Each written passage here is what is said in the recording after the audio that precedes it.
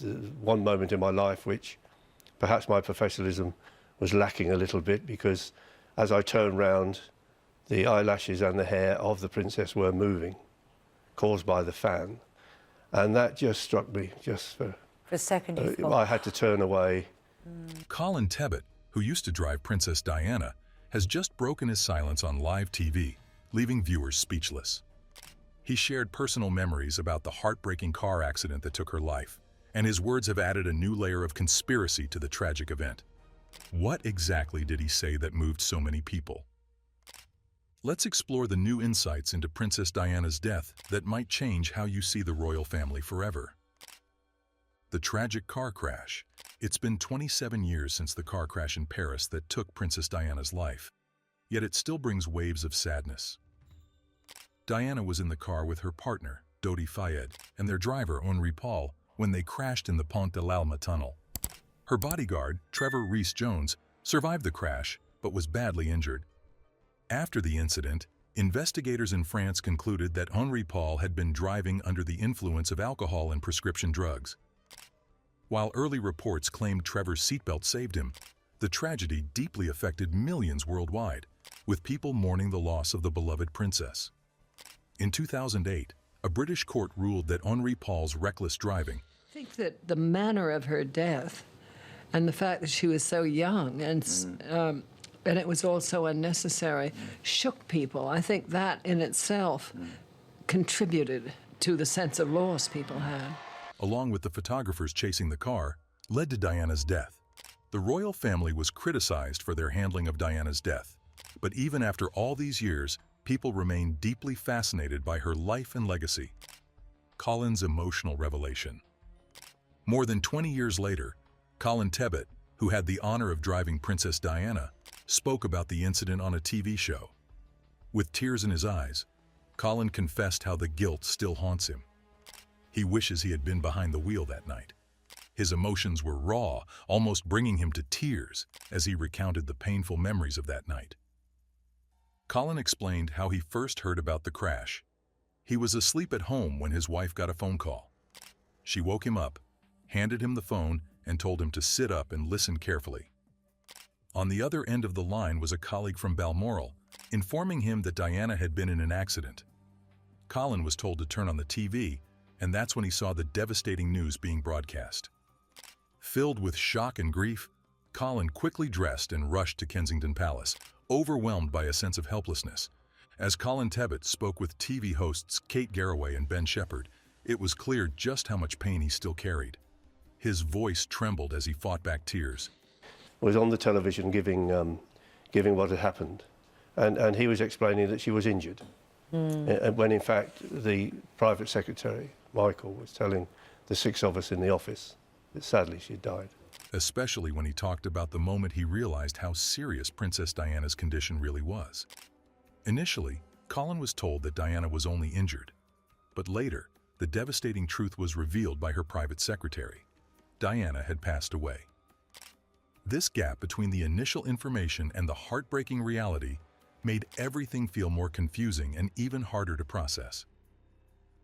When Foreign Secretary Robin Cook announced on TV that Diana was injured, it gave people a brief glimmer of hope. But when her death was confirmed, it made the tragedy even more crushing for everyone involved, bringing Diana home. After receiving the news of Diana's death, Colin was given the big responsibility of bringing her body back to England. This weighed heavily on him as he prepared for the journey to Paris. One of the hardest moments in his life was walking into the morgue where Diana's body was kept. The cold, sterile environment felt so far removed from the warmth and energy that Diana was known for. Seeing her there, someone he had known and cared for, felt deeply unreal and heartbreaking. Despite his emotions, Colin knew he had to stay focused on what needed to be done. The impact of her death was felt around the world, and when Colin arrived in Paris, he found himself swept up in a flood of emotions and responsibilities. One of the first challenges he faced was the language barrier. He didn't speak French. Thankfully, his wife, who was fluent, was by his side to help him navigate the unfamiliar city and deal with the embassy. Having her support made all the difference. He was also comforted by the presence of Brigadier Ritchie, a military attaché he had worked with during his time with Princess Anne. And I knew one of the military attachés, Brigadier Ritchie, who immediately came into the room, and he used to work with Princess Anne. Ritchie's support during this difficult time was a great relief. The reality of Diana's death.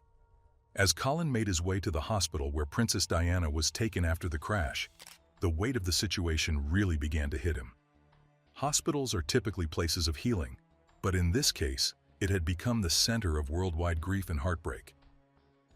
The floor where Diana was treated was crowded with doctors, officials, and regular people, all trying to come to terms with what had happened. The emotional toll on Colin was immense as he struggled to cope with the tragic events unfolding around him. Despite the overwhelming sadness, Colin remained dedicated to protecting Diana's privacy. He worked tirelessly to ensure that even in death, her dignity was respected. His efforts reflected the deep care and admiration he had for her. And even though the task was difficult, he handled it with great responsibility and heart. During this incredibly emotional time, Colin also had to manage the practical details that others, overwhelmed by grief, might not have considered. He was especially concerned with ensuring that Princess Diana's privacy and dignity were respected. One of his biggest worries was the heat in the room where her body was kept, which could cause further distress. Reflecting on the moment, Colin shared how difficult it was to see her lying in a hospital bed, as it felt more personal and raw than if she had been in a morgue. What troubled him further was seeing people on a nearby roof. He wasn't sure if they were media or just curious bystanders, but he was immediately worried they might take pictures or somehow violate Diana's privacy. Acting fast, Colin covered the windows with blankets since there were no curtains, trying to shield Princess Diana's room from prying eyes. I looked out of the window and I could see people on a roof. Now, whether they knew where the princess was, I don't know, but that worried me, so I got some blankets because there was no curtains, and we put blankets along the windows, which made it even hotter in the room. He also brought in fans to cool down the overheated room, remembering Princess Diana's impact. Princess Diana was cherished by so many for her kindness, grace, and genuine concern for others. Colin, who worked closely with her, felt the impact of her death in a very personal way. Even in the moments following her passing, he noticed small details, like the gentle movement of her eyelashes and hair from the fan, which deeply moved him. It brought back memories of the times they shared while driving together, where Diana's warmth and friendliness shone through. Colin recalled how they always got along and never had a disagreement in the 2 years he worked for her. This mutual respect revealed Diana's caring nature and how she left a positive mark on everyone around her. Revisiting the tragic night. As the interview continued, Colin opened up further about the tragic night in the Pont de l'Alma tunnel in Paris. When asked if speed was a factor in the crash, Colin was quick to clarify that this question had been thoroughly investigated during the inquest. Although the issue of speed was heavily looked into, some questions still remained unanswered. What really caused such a devastating accident? What elements contributed to that fateful night? Colin also offered a unique perspective on the challenges of driving through the tunnel where the crash occurred. He explained that the tunnel's design, especially its closeness to train stations, could create an optical illusion, making drivers feel like they were moving faster than they really were. This could cause confusion and disorientation, particularly in a high-pressure situation and an unfamiliar environment like that tunnel. I've driven through the tunnel myself. There are stanchions in the tunnel, which if you can be taken a little bit by, if you have 2 trains in a station, one moves out, you think you're moving. You go into fast where there's stanchions, it's getting a little bit worrying. So, during their conversation, Ben Shepherd was eager to dig deeper into the details of that crucial night, pressing Colin for more information. Colin, who is known for his thoughtful and measured approach, took the opportunity to share more about the tragic events. As he spoke, there was a noticeable sadness in his voice, reflecting the painful memories. He stressed on how it was a terrible combination of circumstances: the tunnel's design, the speed, and the relentless pursuit of paparazzi that made things incredibly difficult for the driver, who was experienced but overwhelmed. Ben listened intently, hanging on to every word as what began as a simple conversation quickly turned into a detailed exploration of all the factors that contributed to that fateful night. The struggle to save Diana. Colin also touched on the challenges faced by the medical team during Princess Diana's final hours. The atmosphere at the hospital was tense, as everyone there, from the doctors to the regular people who had gathered, understood the gravity of the situation. He recalled the account of Dr. Monsef Daman, one of the doctors who treated Princess Diana at the Pitié-Salpêtrière Hospital in Paris. Dr. Daman shared how the paramedics on site at the crash desperately worked to stabilize the princess before she arrived at the hospital, giving a clear indication of how severe her injuries were. Upon arrival, X-rays revealed that Diana had suffered extensive internal injuries which required immediate, advanced medical intervention. Despite the best efforts of the highly skilled medical team, they struggled to control the damage. Every second mattered, but unfortunately, her condition worsened too quickly. From August the 28th, when the divorce came through, that year up to her death, she felt to me, she was good. She seemed to be living a good life and happy. In the end, they were unable to save her, which weighed heavily on the doctors and medical staff. In a 2021 interview with the Daily Mail, Dr. Daman openly discussed how deeply this experience affected him. When it's a princess and you watch her funeral with billions of others after trying to save her, it obviously leaves a deep impression. The loss of Princess Diana was not just a global tragedy, but also a personal one for the medical team involved. They were left with a profound sense of sadness and, in many ways, a feeling of failure, despite having done everything possible. Colin also took a moment to reflect on the hard work and dedication of the healthcare workers, especially those like Dr. Daman, who were at the center of such high-pressure situations. The efforts of these professionals are often underappreciated. In this case, despite their best skills and unwavering commitment, sometimes the injuries are too severe to overcome. Princess Diana's case was one of those heartbreaking moments where, despite their relentless work, her condition had worsened beyond recovery. It became clear that they would have to prepare for her passing and the sad task of arranging her funeral. The funeral. Colin had no idea how challenging organizing Princess Diana's funeral would be. It turned out to be the biggest and most emotionally charged event he had ever managed. Even with all his experience in planning large-scale events, nothing could compare to the weight of responsibility and the global attention surrounding Diana's funeral. The whole world was watching, mourning together. Colin's role in organizing such a monumental and somber event was both overwhelming and emotionally taxing.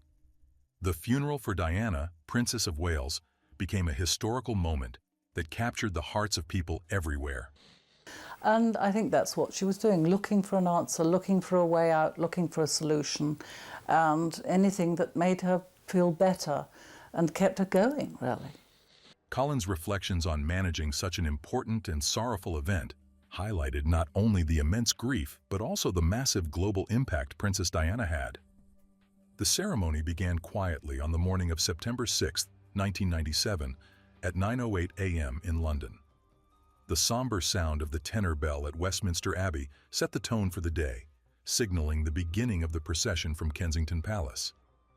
Diana's coffin, resting on a gun carriage, was led by riders from the King's Troop as it made its way through Hyde Park toward St. James's Palace, where she had been lying before being moved back to Kensington Palace. The Union flag, lowered to half-mast atop the palace, was a sad reflection of the nation's collective grief. Despite initial doubts about whether Diana would receive a ceremonial funeral since she was no longer a member of the royal family, the decision was made to honor her with a grand and official ceremony at Westminster Abbey. Inside the Abbey, 2,000 people gathered to pay their respects. Meanwhile, outside, massive crowds filled Hyde Park and the streets, many watching on large screens and listening through speakers. The event was broadcast across the world, attracting a staggering TV audience in Britain alone, with an average of 32.1 million viewers. It became one of the most watched events in UK television history. The ceremony drew a range of notable guests, from international celebrities to political figures. US First Lady Hillary Clinton, French First Lady Bernadette Chirac, and Italian tenor Luciano Pavarotti were among the dignitaries in attendance, alongside musicians like George Michael and Elton John. Elton John, who the princess at the funeral of Versace was comforting, and George Michael, the singer, on the right, with the beard.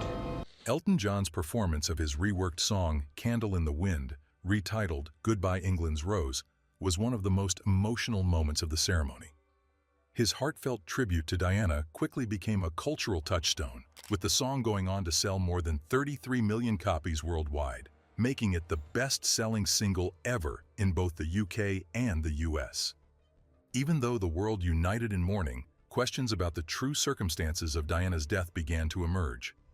Various theories surfaced over the years, casting doubt on the official story of the car crash and hinting at possible conspiracy plots involving influential individuals. One of the most persistent theories surrounding Princess Diana's death involves a supposed British plot to orchestrate her demise. This speculation was heavily fueled by Mohammed Al Fayed, the father of Dodi Fayed, who tragically died alongside Diana in the Paris car crash. Al Fayed was relentless in his pursuit of what he believed was the real story behind the crash.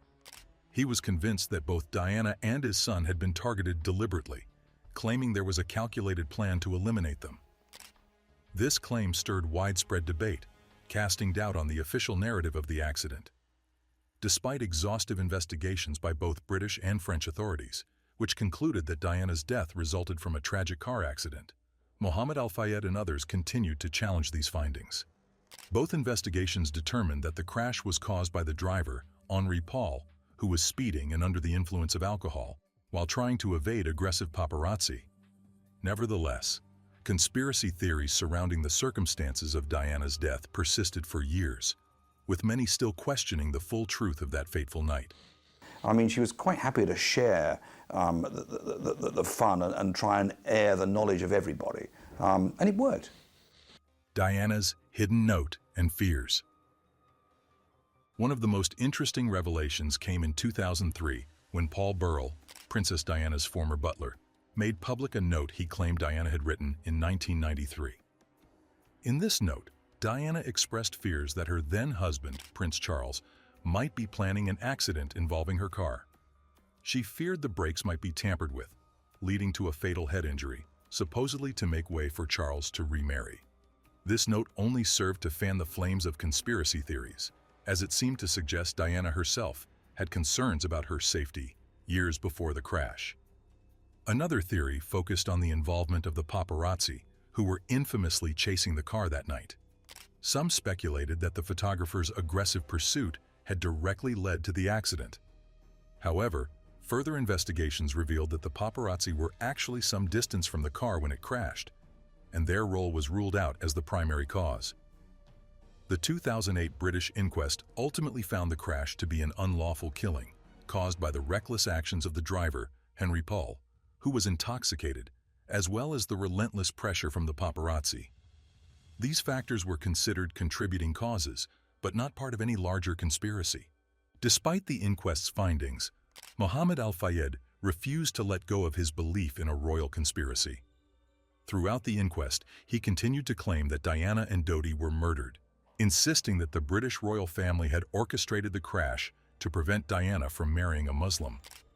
These accusations kept the conspiracy theories alive, even as the official investigations concluded otherwise. Colin Tebbett shared more details about the investigation into Princess Diana's death, explaining how thorough and detailed it was. In the early 2000s, Operation Paget was started, led by former Metropolitan Police Chief Lord John Stevens. The main goal of this investigation was to clear up all the rumors and conspiracy theories that had been spreading since the car crash in Paris. That she was the most glamorous woman that there could be, and she just disappeared. It was like the whole world was a little darker. Every part of what happened that night was carefully looked at, including the efforts of the doctors who tried to save Diana. Dr. Monsef Daman, one of the first doctors to treat Diana at the hospital, and his team were closely examined. Even though they were under a lot of pressure, the doctors remained confident that they had done everything they could. Despite the sad outcome, the investigation confirmed that the medical team worked with great skill and care. Colin Tebbett believed in the hard work and dedication of these doctors. Lord Stevens's statement. After years of investigating, Lord Stevens, in an interview with the Daily Mail, made a key statement. He praised the medical team, saying they did their best to save Diana.